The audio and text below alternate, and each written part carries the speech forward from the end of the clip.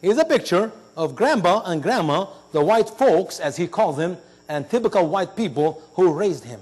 Later, he speaks of Catholic school and Muslim school. He says on page 154, "In the Muslim school, the teacher wrote to tell my mother that I made faces during Quranic studies. In the Catholic school, when it came time to pray, I would pretend to close my eyes, then peek around the room. Nothing happened. No angels descended. Just a parched old nun and 30 brown children muttering words."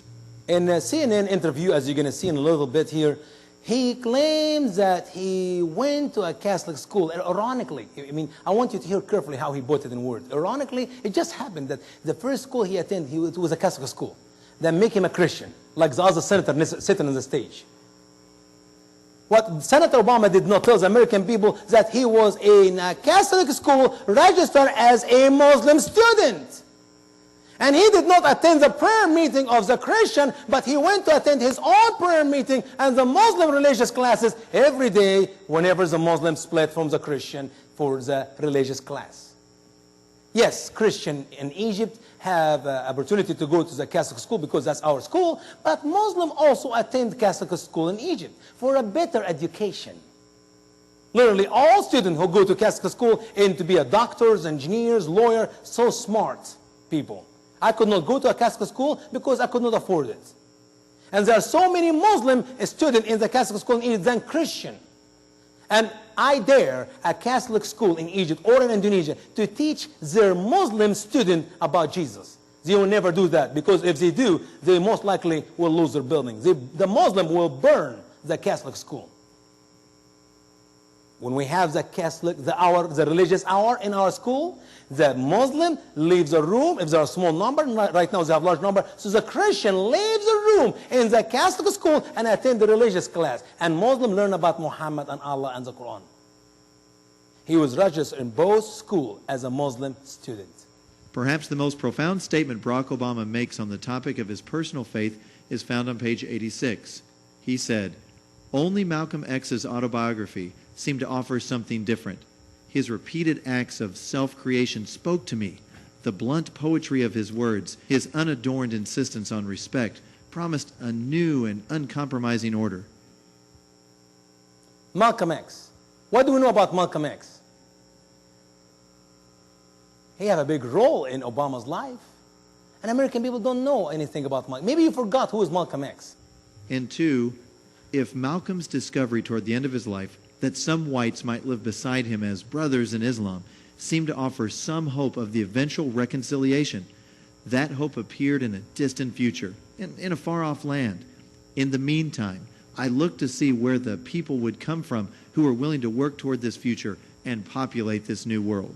The hope and the future for Obama is the white and the black Muslim get together and refill this earth. And Malcolm X, the one who have nothing but everything to say against you people, is one of his great ideology to go to live by. He heard his word and he believed in him. He have a great impulse on him spiritually. Let me quote you two quotations, just two, of what Malcolm X says before he left this earth. "And in my conclusion, I repeat, we want no part of integration with this wicked race of devils." But he also says we should not be expected to leave America empty-handed. After 400 years of slave labor, we have some back pay coming, a bill that is owed to us and must be collected. If the government of America truly repents of its sins against our people and atones by giving us our true share of the land and the wealth, then America can save herself. But if America waits for God to step in and force her to make a just settlement, God will take this entire continent away from the white man. And the Bible says that God can then give the kingdom to whomsoever he pleases. I thank you. Malcolm X. Maybe because Malcolm X used the Bible, Obama liked him. Not even know what he says in whatever he says. That's one quotation. Next one for Malcolm X, he says, "White America is doomed. Death and devastating destruction hang at this very moment in the skies over America. But why must her divine execution take place? Is it too late for her to avoid this catastrophe?" Malcolm X. What a great words. Maybe American people need to know who is Malcolm X and what he thought and what he said, so they maybe understood Obama, so they can vote right next November. On page 279, Barack strangely refers to himself being thought to be a Muslim. He explains how he called on local churches. Whenever I reached them by phone, they would often be suspicious or evasive, uncertain as to why this Muslim, or worse yet, this Irishman, Obama, wanted a few minutes of their time.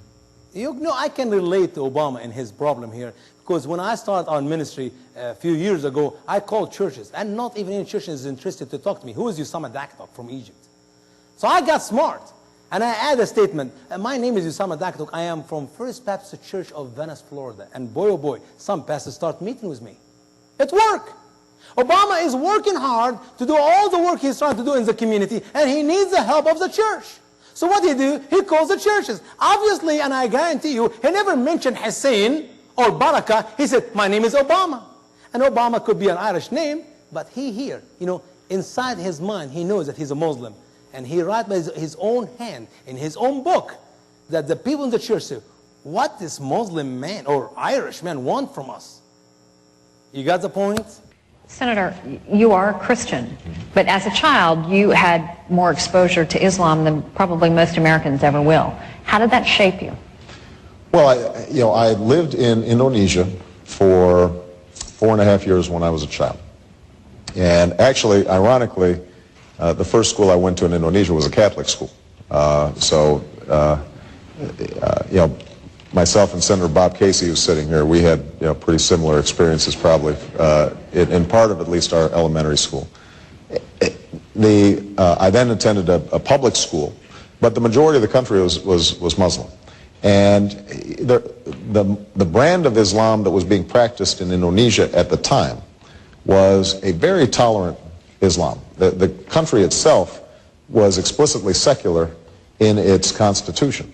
And so you didn't have the oppressive state that was trying to impose people's religious beliefs. And Christians and people of other faiths lived very comfortably there. And women were working and out and were not wearing the traditional coverings that we see in the Middle East. And so what it taught me and what it still teaches me as I think about foreign policy now is that Islam can be compatible with the modern world. It can be a partner with the Christian and Jewish and Hindu and Buddhist faiths in trying to create a better world. And so I am always careful and suspicious of attempts to paint Islam with a broad brush, because the overwhelming majority of the people of the Islamic faith are people of goodwill who are trying to raise their families and live up to their values and ideals, and to try to raise their kids as best they can. And that's something that I think we always have to remember, as opposed to assuming a clash of civilizations that sometimes our overheated rhetoric politically has talked about. Let's go to Reverend. Really? How did in the world CNN lady here knows that he's a Christian? I believe he gave her the question, and she asked him exactly as he asked her to ask him. Senator, you're a Christian, but you grew up in a Muslim country. No. And then he made up this Catholic school. He obviously did not tell the audience here that I was registered as a Muslim student. I learned about Islam during these years.